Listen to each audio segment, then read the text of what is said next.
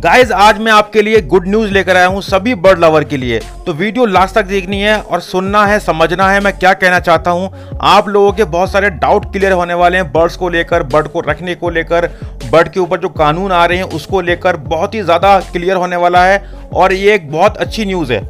आज से पहले हम लोग बर्ड रखते थे, आप लोग बर्ड रखते थे तो उसकी कोई एंट्री नहीं होती थी, कौन सा बर्ड हमने कहाँ से लिया, कितने का लिया, कितने का परचेस कर रहे हैं। इसके अलावा हम रास्ते में बर्ड लेके जाते थे एक जगह से दूसरी जगह, तो हम लोगों को डर रहता था कि रास्ते में अगर पुलिस वाले मिल जाते हैं तो हम उनको क्या जवाब देंगे कि हम कहाँ से लाएं, कितने का लाएं। तो उसमें बहुत सारे सवाल ये होते थे, रास्ते में लोगों को पकड़ लिया जाता था, पूछा जाता था ये बर्ड कहाँ से लिया है, कहाँ से पकड़ा है। तो उनका सीधे सीधे सवाल ये होता था फॉरेस्ट डिपार्टमेंट वालों का कि आपने कहीं रास्ते में से तो बर्ड नहीं पकड़ा, कहीं जंगली पक्षी तो नहीं है ये।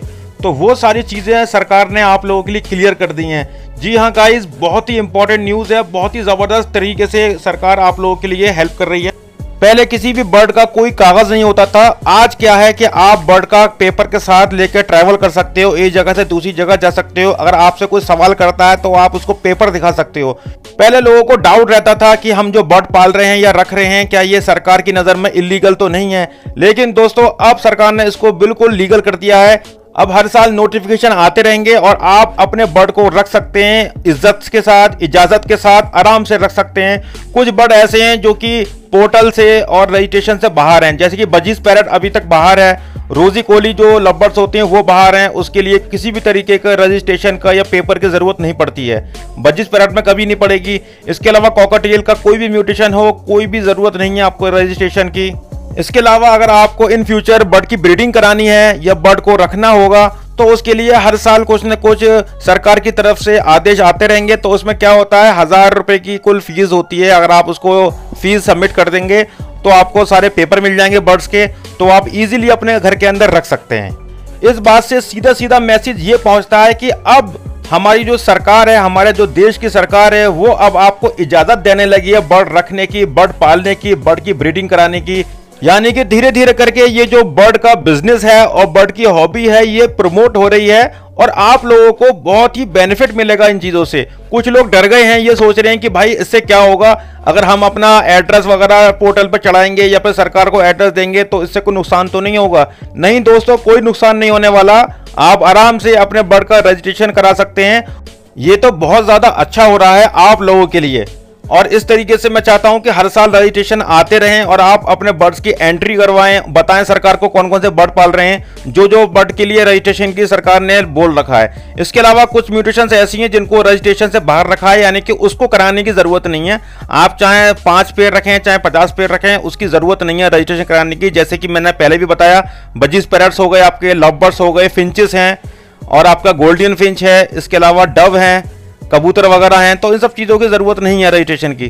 तो मैं तो इस न्यूज़ को बहुत ही अच्छी न्यूज़ मानता हूँ। ये डरने की न्यूज़ नहीं है, ये खुश होने के लिए न्यूज़ है, क्योंकि अब जो है सरकार आपके हॉबी को, आपके बिजनेस को और आपकी ब्रीडिंग सेटअप को प्रमोट करने जा रही है।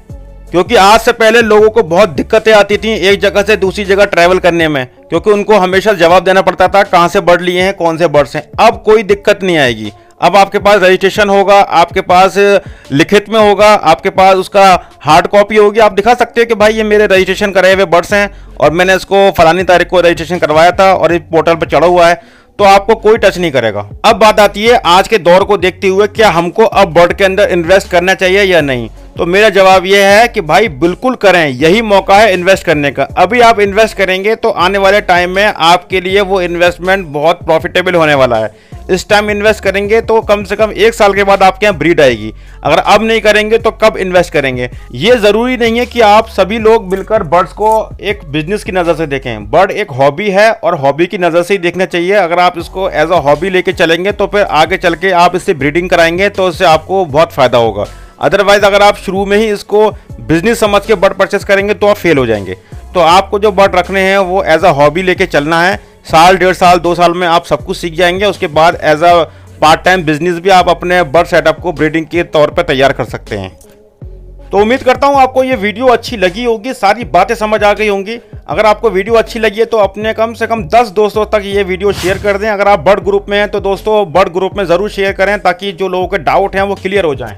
अगर आपने हमारे चैनल को सब्सक्राइब अभी तक नहीं किया है तो सब्सक्राइब करके रखें और नोटिफिकेशन ऑन करके रखें, क्योंकि जो भी अपडेट होती रहती हैं वो अपडेट हम आपको अपने वीडियो के जरिए आप तक नोटिफिकेशन पहुंचाते रहते हैं। क्योंकि हमारी वीडियो अगर आप देखते रहेंगे तो आप अपडेट रहेंगे हर चीज़ से। अगर आपको वीडियो अच्छी लगी है तो लाइक कर दें, वीडियो अच्छी नहीं लगी है तो डिसलाइक कर दें। इसके अलावा दोस्तों एक प्यारा सा कमेंट करके बता दें कि आप हमारी वीडियो को कौन से शहर से देख रहे हैं, ताकि हम भी पता लगा सकें कि हमारी वीडियो को कौन कौन से शहर और कौन कौन से स्टेट से देखा जा रहा है।